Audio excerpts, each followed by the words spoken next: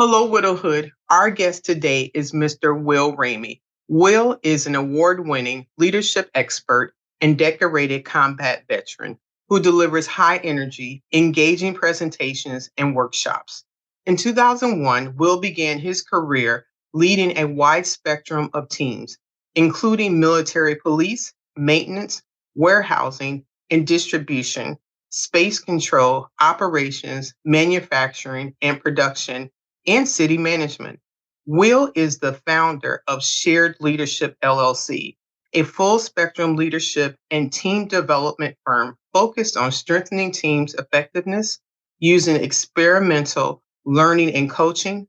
Will is co authoring a book through Stanford University Press on shared leadership to shift the organization's perspective on leadership from the industrial age into the digital age of work.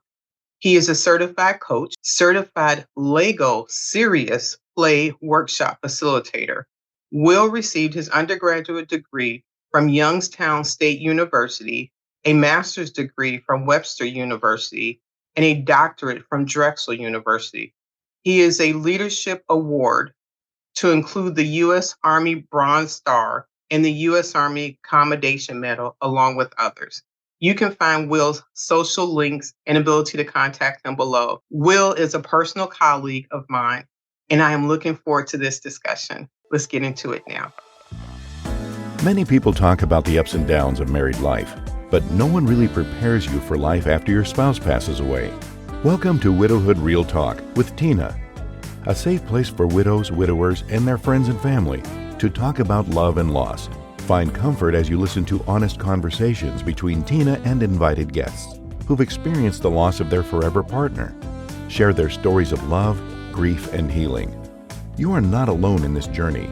Join today's episode and discover a wealth of resources and learn how to connect with others who are traveling the same path.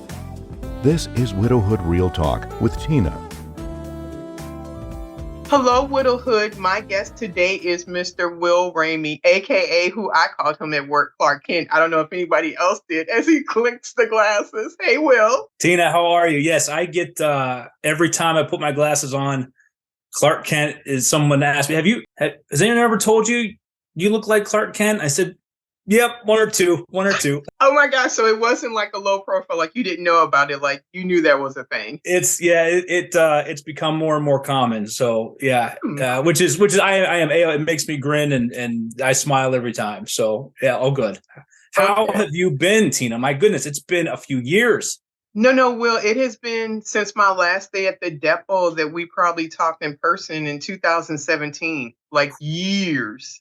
Yes. We've texted a couple of times and we've had some conversation, but as far as like seeing your face and like talking to you, I think it was that last brief that I presented on the program that I was transferring over. At that time, it was the highest public-private partnership that we had at the depot, and I was changing that over. And literally, I was told I could not leave the depot until that brief. Yes, I think I remember that conversation and those circumstances. Yeah, it'll be about 6 years ago. It's deep. It's not that deep in the memory banks. It is. I am happy. And that's not a place that I thought when I was leaving the depot that day that I would ever honestly be able to say that I am happy, not just existing. And at that point, when you saw me, I literally was just existing. It was a year after Mark passed. Yeah. And I knew digging myself out of the snow to go to work is not something I was a fan of. So I needed to move, and coming here to Virginia, being here with my sister and now my mom and my son is here, and friends that I've had for such a long time, just being able to rally around me and support has been wonderful. It has been wonderful. That's fantastic. I remember thinking to myself, well, that makes sense.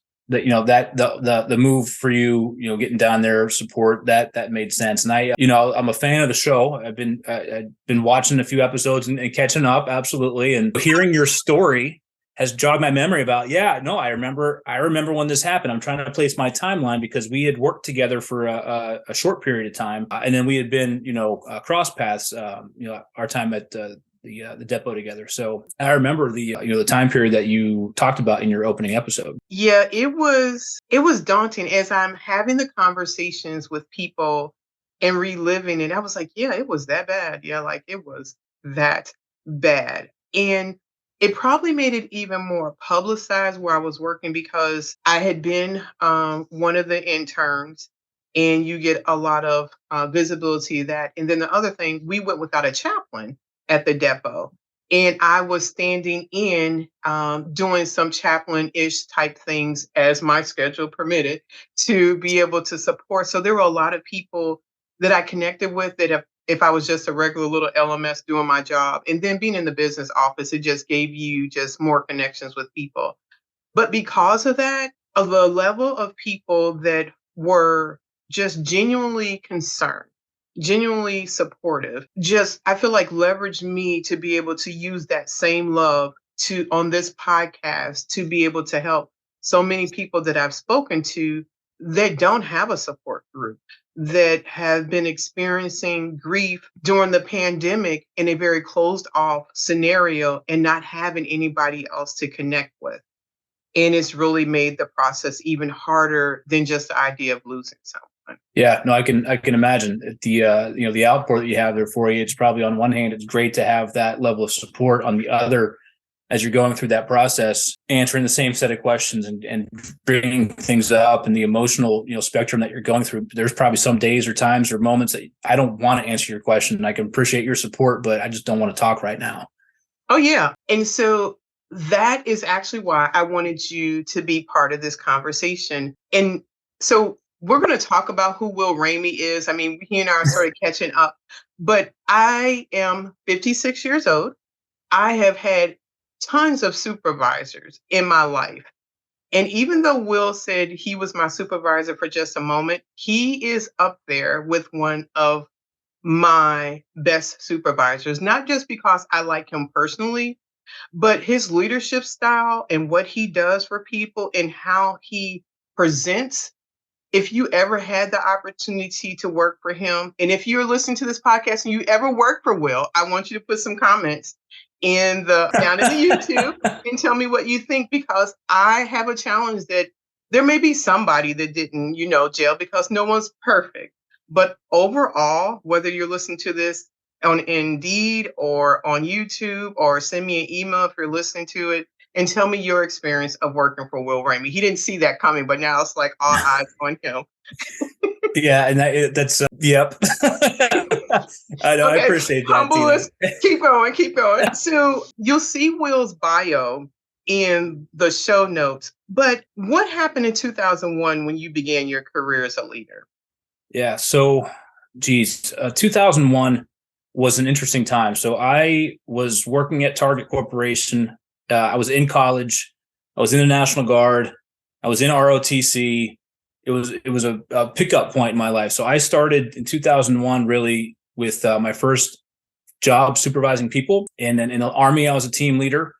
And I knew I was bound to get my commission and go on active duty. So it was a very, as we know, the timeline in our nation's history here, 2001. I was enlisted in the National Guard in 98. I got my commission in 2003. So I learned how to lead people through the military leadership process of build you up, people first, mission execution, this balance of taking care of your troops, your soldiers, but you still have to have a job to do. You have a mission to do. So get close, not too close. So my leadership journey, I think my professional career journey has been interesting in the fact that I've never actually done a functional role of a team that I've led. So what I mean by that is that I was a platoon leader my first job out of college. Got my commission. I was a platoon leader, 116 soldiers of a maintenance platoon. I've never been a mechanic, a heavy equipment operator, a wheel mechanic, a generator mechanic, but I was in charge of leading those teams.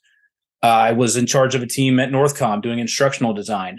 I've never done that. I left the Army active duty for a bit. I went to Target Corporation. I worked in their distribution channels. I was a team leader there. I've never done material handling equipment operation, anything like that. I've done jobs where I've led space control operations teams, signals analysts, satellite communication equipment operators, IT specialists. I've never done those roles, but I'm the person responsible for leading. So, I really took to the side of people first, understand that everyone has a role to play, including the formal team leader, and bring people together. So throughout my career, I've held nothing but leadership positions. So I was talking to a few people the other day about that and the uniqueness of that. And I said, geez, if things ever go completely south, I don't have a skilled trade to fall back on. I don't know what I'm going to do if I'm not leading people. I said, geez, I better figure something out, right? So it's been an interesting journey. And 2011 brought me to the depot, Toby Hanna, Department of Army Civilian. I've led, production teams, production planning teams, business office teams, the garrison manager, which is like a city manager for the Army, leading that team. And then in 2021, I graduated with my doctorate degree from Drexel University. And that's where I really started to pivot a bit and want to do something more with giving back to people, giving back to team members. So I started my own business, which is a leadership and team development business where I do leadership coaching. I do corporate workshops, incorporating experiential learning activities. And I've got my certificate in coaching. I'm working towards that credential with the International Coaching Federation, but being able to coach people through problems, life, leadership, career. So that's been the probably the 3-minute version of 2001 to now is leader, education, experiences, which brings me here today, having a conversation with you, Tina. Thank you. So let's circle back to something you said about not having that functional expertise of the people that you're leading. I hear people often thinking that their way to the path to leadership is first being that functional role and then climbing the process. What would you say to someone to say that I don't think I can be a leader if I don't know that functional role? Were you able to do that? Yeah. So I think there's goodness in both. I don't think there's a one or another, but when I talk to people about, well, geez, I've never held that job. How am I going to lead people that do that job? It's simple. You could ask them, learn from them, understand the impact of the team. And if you have the skill sets to relate to people, if you have the humility to say, I'm not the functional expert, but you are, I understand where our team fits in. I can tie our team to a collective purpose. And I'm going to empower you through the form of giving you the resources you need, removing the roadblocks, giving you the autonomy and space to execute your role without being over your head or micromanaging. Leadership is a people business. The Army has defined it as the ability to influence a group of people towards a common goal or objective. That definition does not mean positional authority, and it doesn't mean subject matter expertise. Being competent and having character is that blend and trade-off. So you can absolutely lead a team if you've got the humility and ability to connect, learn, growth mindset, and embody team empowerment mentality. So the word humility, that's not something people often hear connected to someone that's the leader. They're usually trying to put on this posture that they know everything. Yeah. What have you found from that as you speak with people? So trying to help them embrace humility. Yeah, as a formal team leader, putting on the facade of being the authoritarian subject matter expert will cut fast. Typically, what I found and what I've read through research is that when people do that, when people are in leadership positions and they have to appear as a subject matter expert, it's typically because they're hiding something. They're hiding an ignorance of, I don't know what's going on and I don't want to be found out. They're in a position where they don't want to be discovered as, geez, I don't know. I'm supposed to have all the answers as a leader. And that's just simply not true. You think about the work that we do from the industrial age. We started with leader on top of an organization. I give you your tasks, I overwatch, you execute, and we move. That was leadership, top down and directive. In today's age, with the digital age of work, being able to have access to information, the speed with which we need to move. No one single leader is going to be omnipotent and have all the skills, abilities, and awareness to be everywhere all at once. It's impossible. So to recognize that as a leader, to be humble, to show humility, and that balance of, I'm self-assured enough to know what I don't know, and I'm confident enough to know that I have a team of people around me to do it. Let's bring that team together versus I don't want people to discover what I don't know. So I'm going to hide behind false bravado, false confidence, false expertise, which just creates a cycle of rework and lack of trust over time. But it's difficult for leaders to embrace, especially emerging leaders to embrace that of, you don't need to have all the answers. You need to be able to pull people around you who have those answers. Think about the time that we spent together. I've never been in a business office. I've never been a marketer. I've never been a salesperson. I don't know, but I know I've got a team of experts here. So let's have conversations.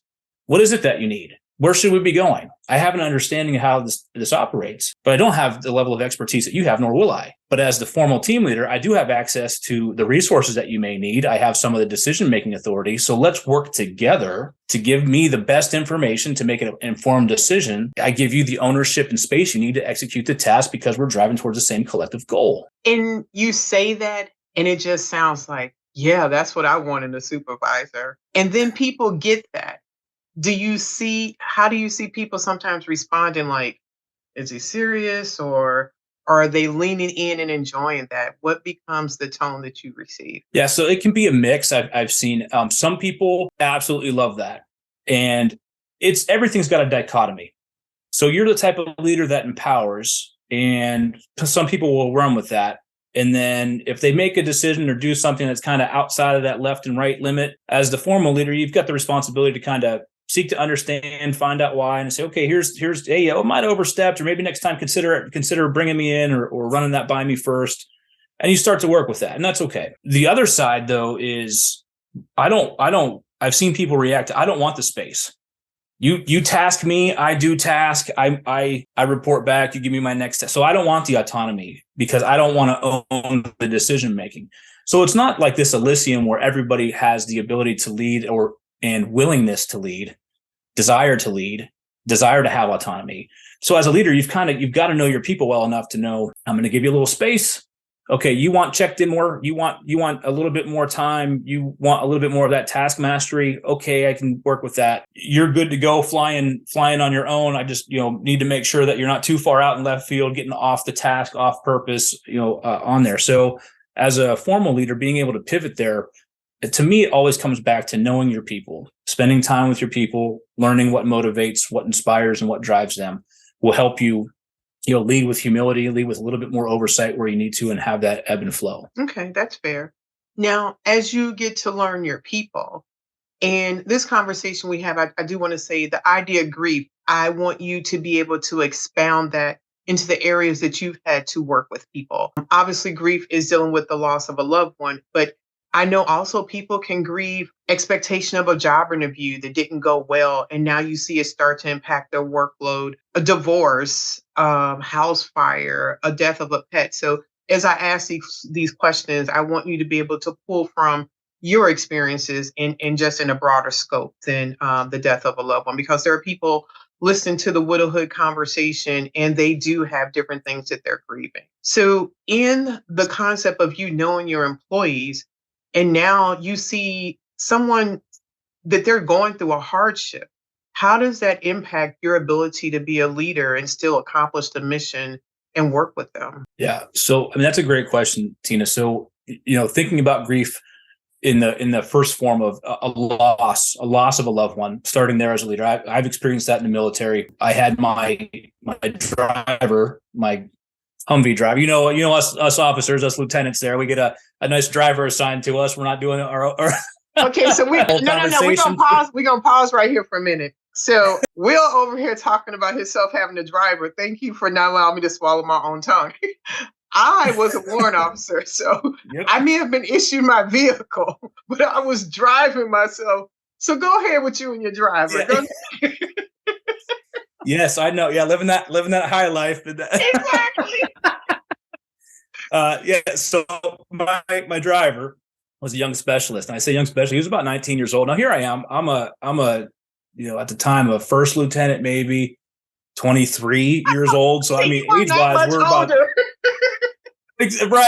right on the paper. We're not that much older, but I had that much more responsibility. But I remember I got a phone call.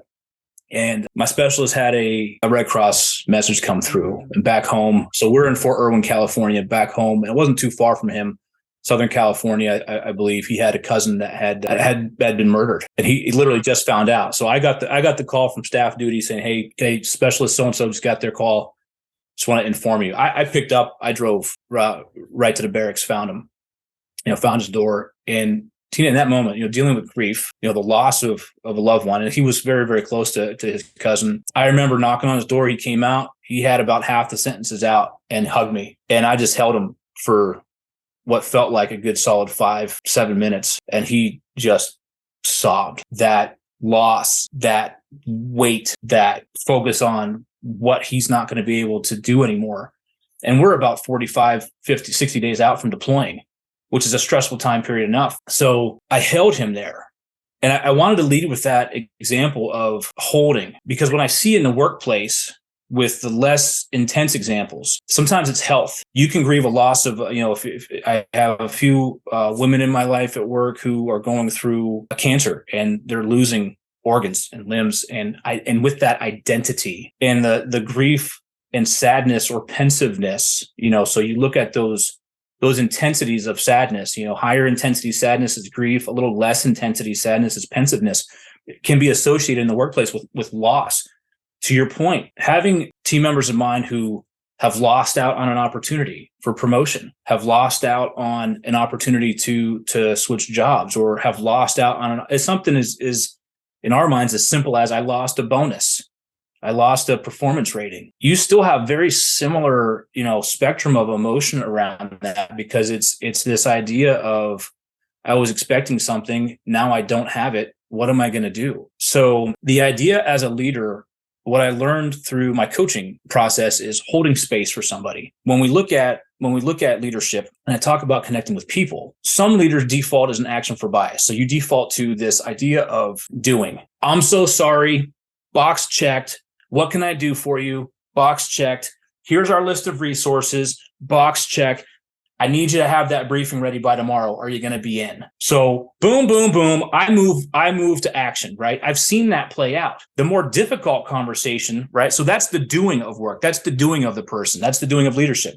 I did what I trained to do, check on you, question asked. The harder conversations, the space holding comes with the conversations around being, the feeling conversations. How are you feeling today? What does it feel like to carry that weight of that loss with you? What does it mean to you to not get that promotion? What is important about how you're going to move forward? What do you see your future as? So you start as a leader to hold that space for that person, to ask those questions and not lead them to an action, to ask those open-ended questions, the what and the how, to understand where they're at today, being able to hold that space. It takes me back to being able to hold that specialist and what he needed, and then help move through that process with employees as a leader, coaching, holding space for someone and asking, what can I do to help you? And then listening. And it may be nothing. How are you feeling about this? So you don't need to be a counselor. You don't need to be a psychologist. You need to just be able to tap into your emotional intelligence, your not only just your self-awareness, but your awareness of how somebody else is feeling and working, which is going to be different than you. There's one Will Ramey, and I'm built uniquely, and right, wrong, or indifferent, people aren't going to react the same way as me. I box up and compartmentalize. I know me. I'm good at that. Other people aren't. So asking the best questions, making time for them. I've had people who have grieved a loss of life, who have sat in my office, and we have sat in silence for 40 minutes. I had an NCO one time. He got a message from home. A friend of his unfortunately committed suicide. He would not talk. He didn't want to go anywhere. I said, we'll stay here. And we stayed. And I held that space for him until he was ready to pick up and move on. It was 45 minutes of silence before he was ready to talk about what he wanted to do and how he was feeling. So sometimes, you hear put people first, but what does that mean? Look like an action? It means I'm going to miss that meeting. I'm going to delegate to somebody else. I'm going to ask the hard questions and sit in that space with you and work with you until we're through it. Thank you. You said a lot there. I have to circle back to unpack a few things. Yeah. One, for anyone Sure. that is not in the military, can you explain what a Red Cross message is? Yeah. So when you get an emergency message from home, typically the Red Cross is a shortcut circumvent system of I have typically a loss of a loved one from home. You can call the Red Cross and they will get through to the emergency lines of wherever your duty station is and get that person that message. And usually associated with that is a leave. Right. So the person can, once they get that message, their leadership chain can help support them in the resources they need, one, or two, any sort of emergency leave to get them out and back home to be with their family. Thank you. Two, the idea of asking someone how they're feeling today. How did you come to that term versus just how are you feeling in overall? Right. So for me, when I'm leading people, it's in that moment. And right. So that caveat to me is important, because hey, how are you feeling? Well, that's a broad range, right? And sometimes broad range questions are good, but in these instances, how are you feeling today? How are you feeling this morning? How are you feeling about coming into work? So you start putting it in terms, because someone who's going through a grieving process, there's a lot going on, and it could be, well, I feel fine now. I have my cup of coffee and I'm in my box. I feel good. Well, how are you feeling? How are you feeling in this moment? How are you feeling at work? So by caveating it, what I found was it focuses in on the answer. And as a leader, it allows me to do a better spot check, a more accurate spot check of that person. Because if I ask you a broad question and I get a broad response, I may not be tapping into or picking up on, I need to ask a follow-up question if I'm not listening for those cues. So if I ask a broad question, hey, how's it going today? Things are good. And we just, passing, two ships passing. Oh, sounds good. Well, how are you doing this morning? Oh, I'm doing good this morning. Oh, that's good. So are things getting better for you? Right? Secondary question. Because if I'm picking up and watching my employee, it's not a one and done situation when an employee is grieving. When they come in and drop that news on you, whether it be loss of a loved one, whether that be a loss of a job opportunity, whether it be a loss of whatever it may be, there's some timeline associated with this. We're not going to pick up and be A-okay tomorrow. So I'm checking on you in the first initial moment. I'm checking on you. Give you a little space if you need it. I'm checking on you the next day, and I'm checking on you after that, because over time, what I'm gauging is, are you getting help you need? Are you getting better? Are you boxing things up and haven't really dealt with it yet? Have you unpacked something and now you're heading towards a downward trend of you need some help and you're not getting it? So by asking that cue, for me, it helps me do some troubleshooting. It helps me do a more accurate spot check for somebody to find out moment to moment to moment, how are you starting to progress? And that is an excellent question. I'm glad that you were able to develop that.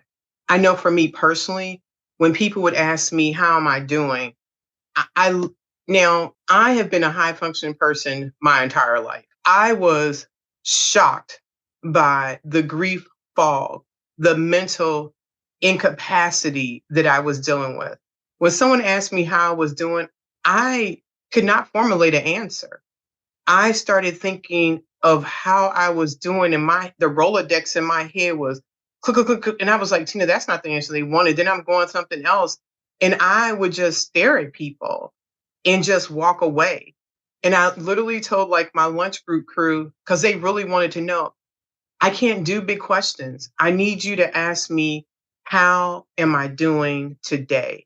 And then be prepared for what that answer is going to be if you ask me. So I commend you for developing that level of question. If I'm a supervisor and I hear you talking about that, I'm like, ooh, that seems way too personal. I'm just here to be their supervisor at work and I want them to do something.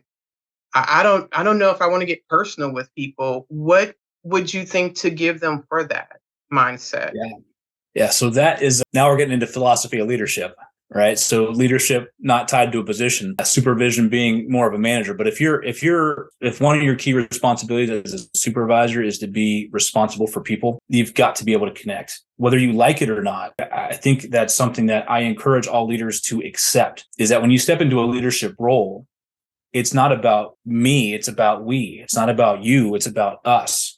And when things are about us as a team, you help shape those team dynamics to and through your team, which is easy to do when things are going good. High five, great job. Oh, your kid did awesome at the softball game last night. Phenomenal. Oh, you went to see the new, John Wick movie. I can't believe about that. Did you see that part? That's great when things are going well, man. That's too easy. But the leadership piece, the influence, the caring, the connection counts the most when that person has to take a knee and need to catch their breath.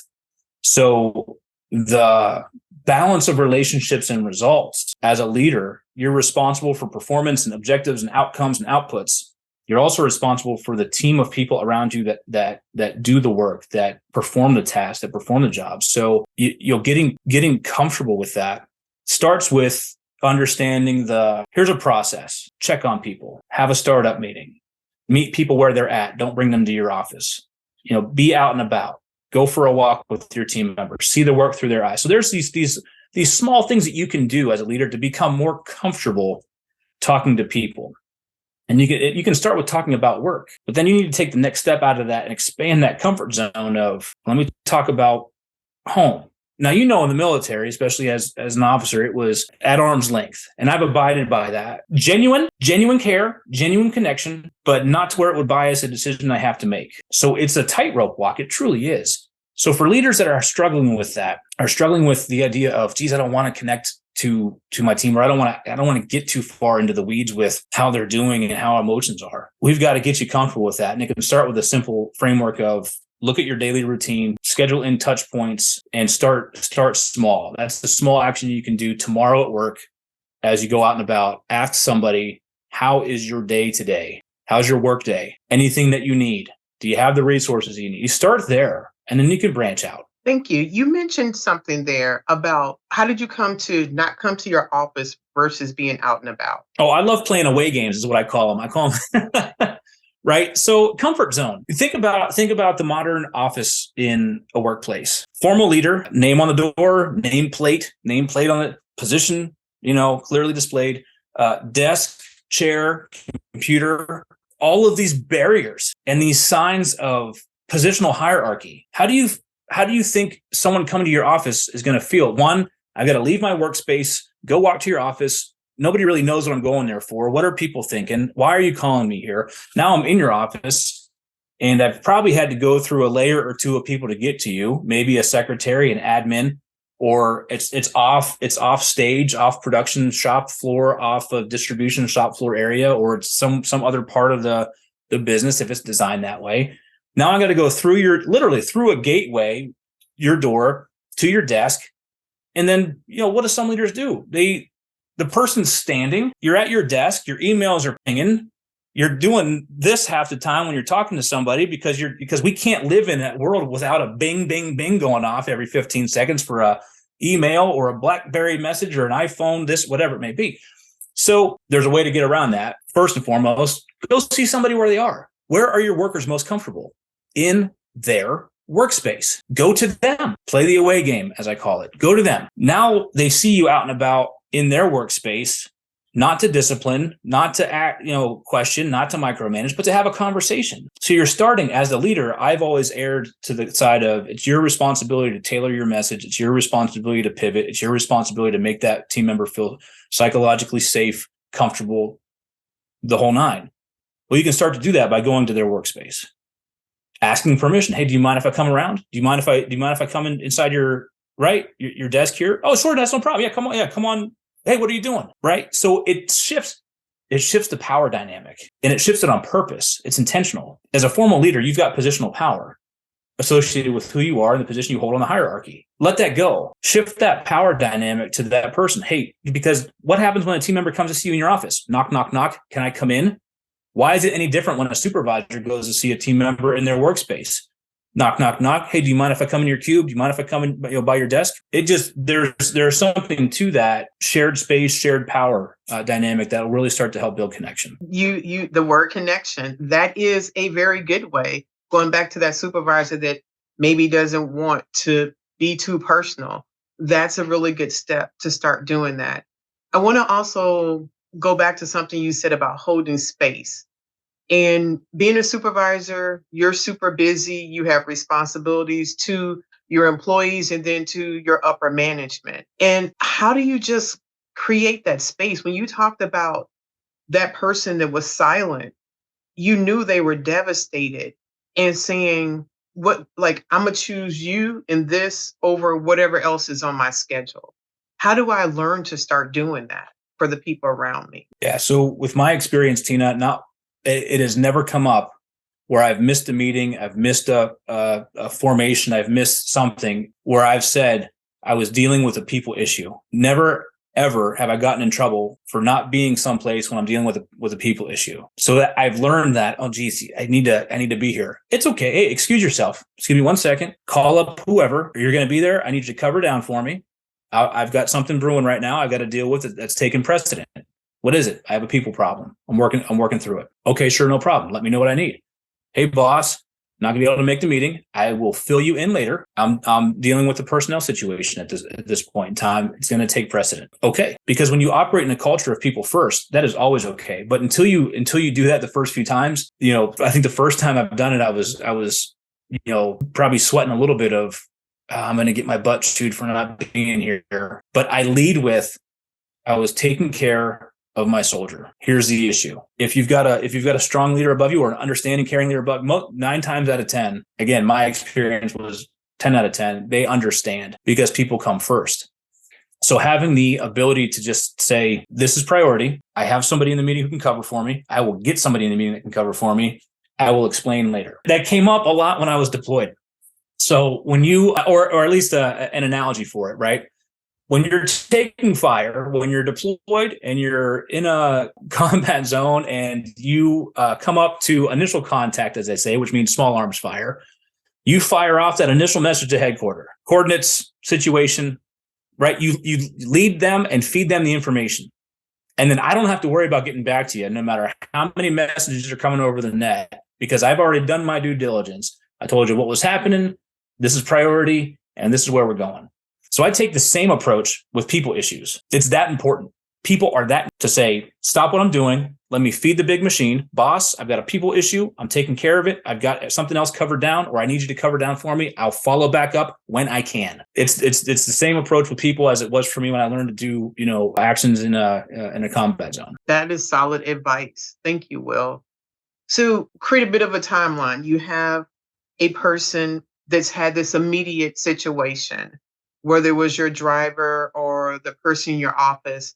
And now some time has passed and you see that they look like they're telling you they're fine, they're presenting fine, but you can see by their work product or their behavior, they are not. How, as a supervisor or leader, is that something you manage?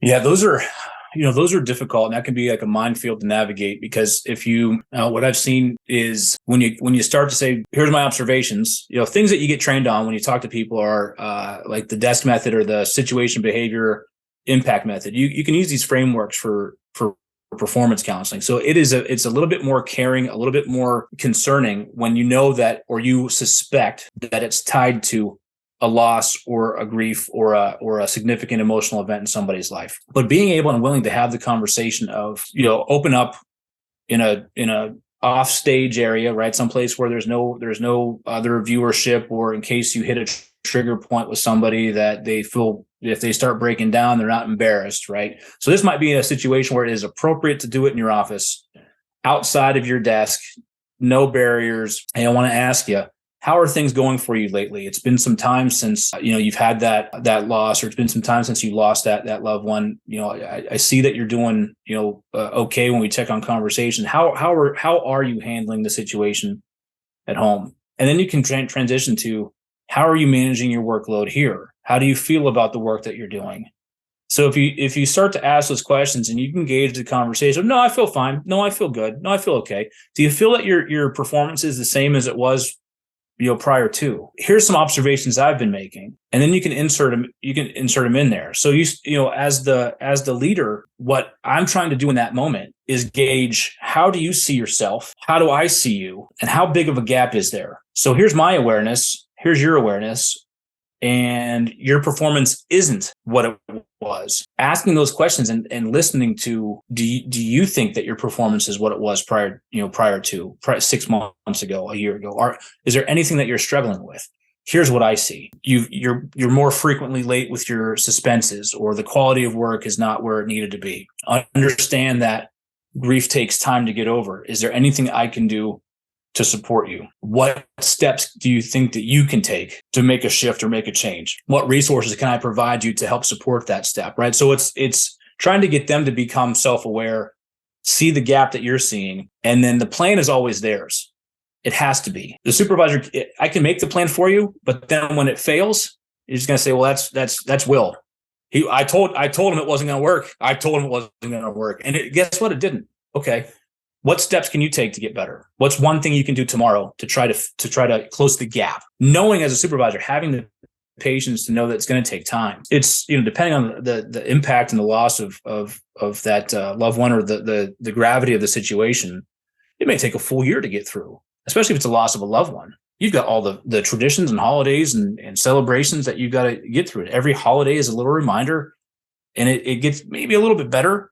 If it's a loss of a job opportunity, that may still be 3 or 4 months because they're going to see that person who got the promotion and watch them go on. So you got to know that it's a timeline, and being able to identify the gap, identify how they see themselves, and then lead them to what's your plan, your ownership.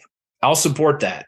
I can help with that. I get you the resources for that, and then work them back to, being that 100% performance that they were given before. That is really good. I want to share something about the timeline. There was a thought for me when I was first a widow that if I can make it through that first year, then I'm gonna be golden after that. That is a bunch of hubba bubba, because on that second year, you've gone through. Everybody has sort of cheerleaded with you. You made it through the first birthday, the first anniversary. The second year, you're like, they are really dead. Like the reality that I have the next 5, 10, 6, 20, 30 years without them. Yeah, it's a letdown. You go, like, they're dead every day now. Like, this whole me going to this long run to get to the first year thinking I'll be okay afterwards. I have found, and from talking to other people, that's when a lot of the work really starts, because everybody has done that stretch. And now you have to live out the day-to-day of forever them really being no longer here. And it seems some places almost forgotten that that's what you're still dealing with, because you've been showing up to work every day. You've been doing all of your social requirements per se.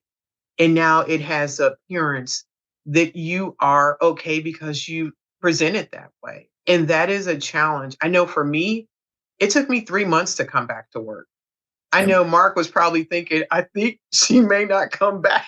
And I was on the verge of it, but I was just like, what am I going to do if I don't do that? I felt like going back to work was the social draw and bringing me out. But there were a lot of challenges with going back to the checking the box, that people say things to people going through grief that I don't think they really grasp the impact of those words. Now, I want to shift to coaching Will, not so much as supervisor Will.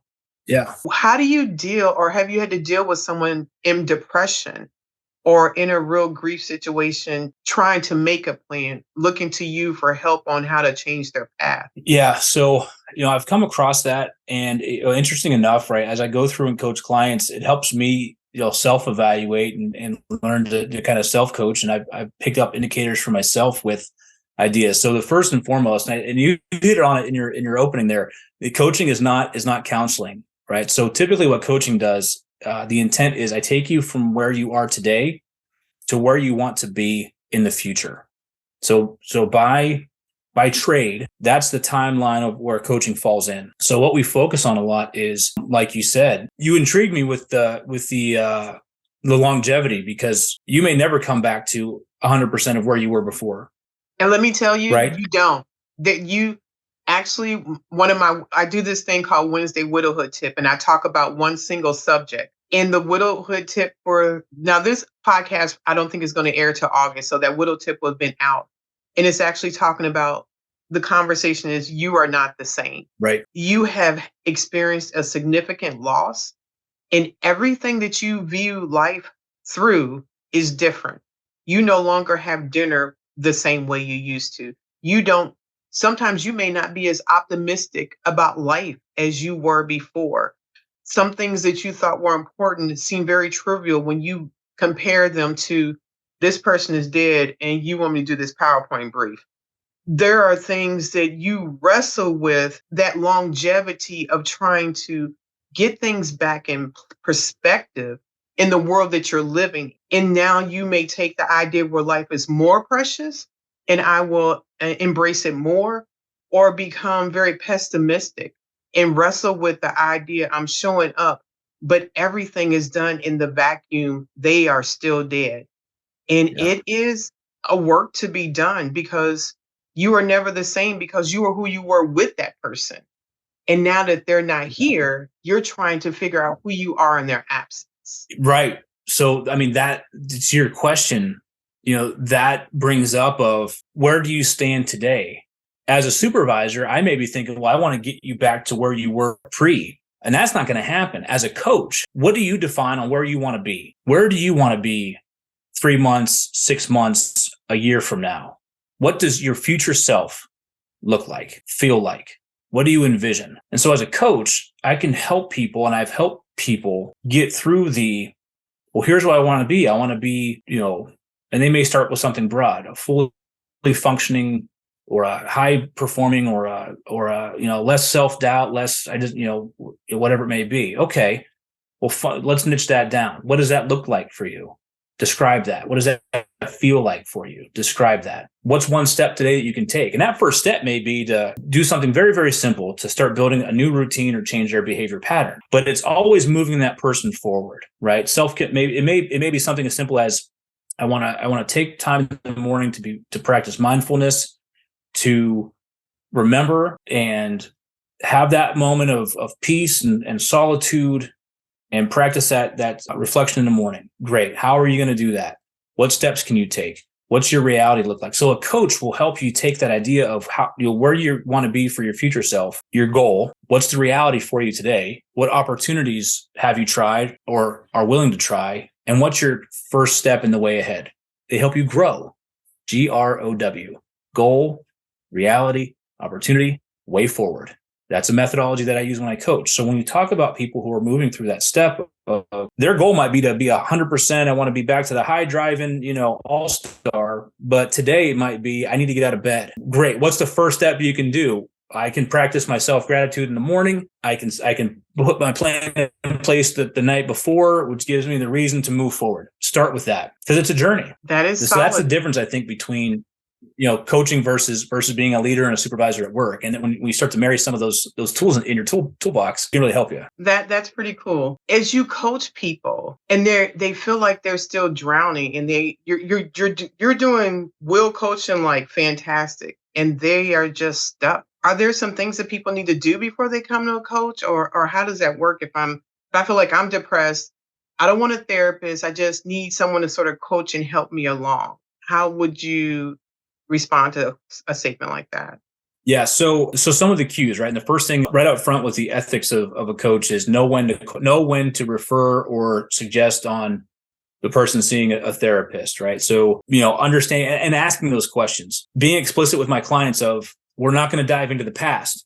So if you're trying to resolve issues of why you are the way you are, or why you feel this way, and it's something that you want to go back in a timeline for, that's therapy. That's what that type of counseling will do for you. If you are mired down and stuck and depressed and in those feelings, and you just want to pick up and move forward, then what I'll do as a coach is for that first, the first session that we have may just be unpacking everything and deciding where to start. And you're asking questions of what's most important for you? Why is it most important for you? What's your priority? What feeling do you have that you want to get over? What prioritization? And as you're asking those self-reflecting questions, you're bringing up the client's self-awareness. With coaching, the typical approach that we have is the answers are within you. I'm a guide to bring them out. That's all. That's what I'm here for. So if you have this gnawing sensation of I am tired of feeling this way, I need help moving forward, let me go work with a coach. What I'll help you do then is figure out what is it that you're feeling? What is it that you want to feel like? What is it you want to be doing? And where do we start?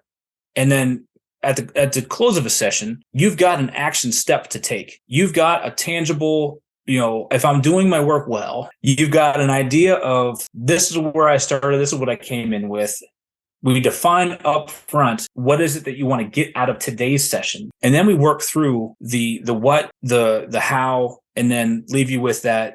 What are you going to do? What's your commitment? What are you going to try to do going forward to get to that arching goal? And as we go through session to session to session, we have that big end goal in mind, but you block it up in manageable steps along the way. Thank you. Thank you for To have when you're working with the coach. So I think that's where coaching is beneficial with helping people move forward, identifying what it is that they have, and then knowing that the answers are within you. We're going to talk about feeling, being, doing, and where you want to be. And that's critical. Thank you. Because sometimes people want to kind of blend a coach into a therapist and a counselor into the same thing, and they are not. So that was a well explanation of the differences of that. I know I've been asking you a lot of questions as far as some things that when I first asked you to do this, were there some things you felt like we should talk about this, or these are some things that I feel like we should expound upon a little bit? Yeah. So, when I talked about the idea of leadership, and I think, we hit on early in the conversation about, what to do and how to work with somebody as they're going through grief. It starts well before the action happens. It starts before the tragedy occurs, before the loss of a loved one, before the loss of a job. And it starts with, as a leader, being able to set the conditions for your team to feel safe and comfortable approaching you. And the work of Amy Edmondson she's the pioneer researcher in the idea of psychological safety. So as a leader, setting the conditions for your team to feel comfortable making mistakes, failing, taking risks is a start of it. The second model that research can look to is this idea of self-care and modeling the way ahead within the work environment. So things like humility we touched on, that being an essential trait to help promote people's well-being, openness, vulnerability, being humble in the fact that people are people. They're not emotionless robots that you can hit go and they're going to execute perfectly every day. People come with wellness, emotional, spiritual, physical, all of these things. So promoting a culture where that's not taboo to talk about. You can bring these issues up, and as a leader, you can help work with people to prioritize self-care practices for their well-being, emotional and physical health. The second part of that self-care practice is the detachment, managing stress and burnout. And people talk work-life balance, which is different for everybody. You're a hard charger. I can be a hard charger. I may work 12 hours a day and not bat an eye at it. Somebody else is saying, I'm punching out. I'm getting out of here. Maybe, right? It doesn't matter. But for me, like if I enjoy what I'm doing, with my business and things like that, I put my kids to bed. I'm working until 10:30, 11 o'clock at night. Why? Because I like doing it. It's not work to me. Anyhow, it looks different. It looks different for everybody. So, but encouraging that detachment of, hey, do you need to step away? Do you need to take a walk? Do you need to, do you need a day off? Do you need to recharge?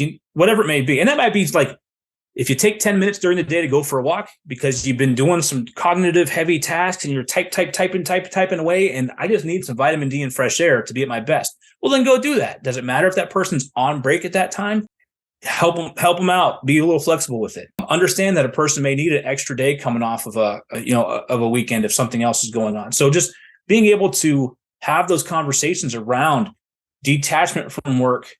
Just because you're a supervisor, a leader, and you are a workaholic and your balance is, 80-20 work to relaxation, doesn't mean your team's going to be. And that's okay. And then the third piece there is that encouraging self-compassion, having time to practice positive speak, picking up on cues when one of your team members has that self-deprecating comment of, where they preemptively come out and say, oh, I know I'm horrible at this, but if you have any problems, just come to me with it. Or they'll put themselves down, publicly to as a shield, as a guard, right? So helping team members overcome self-criticism and negative self-talk.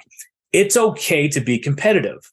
It's okay to be upset if something didn't go right. It's not okay to stick with it, mire yourself down in it, pull yourself down in it, and stay mediocre and stay average. Excel. But the well-being, the wellness, the emotional aspects of working with people needs to be part of the vernacular and conversation in the workplace. And it starts with leaders being willing to have those conversations and set that tone. Very nice. 2 questions I have for you, Will. What gives you hope these days? Oh boy, what gives me hope? My kids give me hope. And I say that because, you look at how I was raised, and I came from a middle-class family. My mom and dad were both high school graduates. My dad enlisted in the Army. He graduated in 1967. Him and mom got married right out of high school, and he enlisted, served during the Vietnam War, got home, went to General Motors, worked 30 years in the fabrication and assembly plant there, and he worked so hard to give us the way of life that we have. And then you always want more and want better for your kids and family. You put the hours in, you put the work in. So what gives me hope is I see my kids and I see them excelling and chasing their dreams of what makes them happy. Our oldest is a freshman in college, and she's majoring in astrophysics. She wants to go do planetary studies and cosmology and discover what's out in the universe. I said, great, kiddo, go after it. She's doing awesome. Our son, he golfs, and this year he ran track for the first time, and he did pole vault, like all these things that, you would, chase your dreams. He goes after it. There's no apprehension. There's no pencil. What if I don't do well? He goes and goes and goes. And our youngest, learning to play drums, she picked up, and I want to play softball, and I want to be a forensic. She came the other day. My wife and I laughed. I said, you got to start watching the show Bones. She wants to be a forensic anthropologist in a coroner. And I'm like, okay, got you. She's like, why? I said, I love biology. And, she wants to learn about the human, beings and help people. And so when I say that gives me hope, I mean, I look at the optimism and their ability to pursue their dreams. And that does give me hope that things are going to be A-okay. We've got some smart kids here making good decisions that are going to be productive members of society along the way.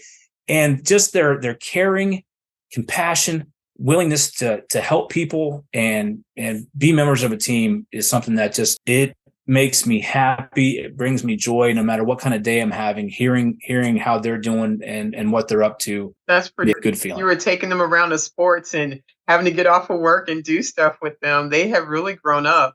Coaching youth sports is something everybody should have to experience at some point in time in their life. Yes. Second question. If you could talk to younger Will, what age would he be and what advice would you give him? Oh, man. So if I had to talk to younger, I'd probably a few stages in life, but okay, you can pick them all. Go ahead. I'll pick one though. So when I was in ninth grade, I wanted to be a special agent in the FBI, join the Army, kick down doors.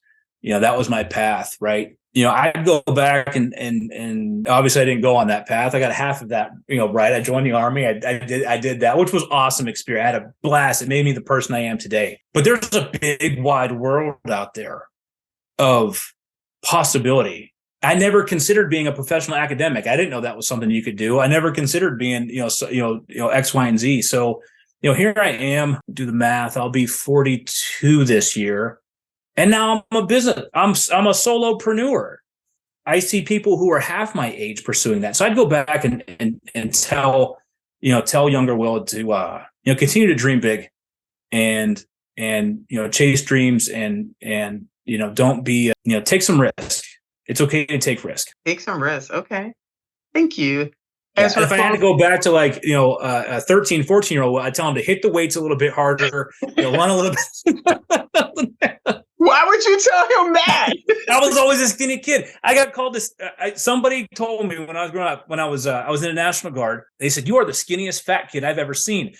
I had these skinny little string bean, somebody pulled on my arm one day and said, Chef Boyardee wants his spaghetti back. So, guys, how tall are you, Will? How tall are you? 6'3". I'm 6'3", and I was probably at the time $170, $185. So, oh yeah, that wasn't doing good. Yeah, I'm 6'3", 215. So I learned to get underneath the weights and run a little bit. So. Yeah, so if I was a younger me, I'd say eat some protein, hit the weights a little bit more. You gotta bulk up. I had a warrant officer tell me one time, Tina, he was my lifting partner in Iraq, and that's probably something throughout my life that I have gone back to is, stay in balance, physical, mental, spiritual well-being. Exercise is carried with me, but I remember Chief David Hooker was a maintenance warrant officer. Oh. He was a bulldog. He would fill a doorway. He was probably about 5'8", 5'9". He says, if I was your height, I'd be 275. I'd be eating Mack trucks for lunch. Okay, got it. Yep. Leave that alone. So you said you listened to some podcasts. You heard of different things. You talked about grief. Any Final comments to the widowhood before we wrap this up. Yeah, so there's a proverb that I absolutely love, and it's, if you want to go fast, go alone. If you want to go far, go together. And so no matter what you're going through, there's people around you that you can reach out to, whether you're in a leadership position, whether you're in a position of needing help, reach out, because you may be able to sprint for a short period of time on your own. But as you mentioned earlier, it's a life-changing marathon. So if you want to go far, pull your people around you, pull your crew around you, get some help, talk to people, and you don't have to go it alone. We all go further when we go together. Thank you, Will. This was really great. I have enjoyed catching up with you and just making you are now officially a part of the widowhood. I can't thank you enough, Tina. It's been an incredible conversation. Great catching up with you. I am a proud member of the widowhood. Thank you so much. Best of luck at all that you do. Hello, widowhood. What an engaging conversation. I am glad that Will was able to make time to speak with us. To be able to speak from a leadership perspective as far as how to deal with someone grieving is important. We grieve at work, at home. It's not a quiet space where we just go into. Our grief is with us everywhere that we go. And I'm glad to be able to have Will to share some tips with people that are supervisors, maybe things that you can share with your leadership if they're having a hard time learning how to deal with you as you go through this journey. But I know that his conversation was helpful. Thank you for being here with us. I want you to know that I am sorry for who you have lost that has driven you to this conversation, but I am glad that you are part of our hood. And I look forward to continually hearing from you. Send us an email. Let us know what you think. Suggest topics, or maybe you want to share your journey with us. So here we are. We're still here and we're doing this together. Talk to you soon. Thank you for spending another episode with Widowhood Real Talk. If you found the contents of today helpful, share the episode to anyone you know who may need it. Subscribe to the show and tune into Widowhood Real Talk each week. Then visit widowhood-realtalkwithtina.org to join the community and access additional resources. Remember, you are not alone in this journey.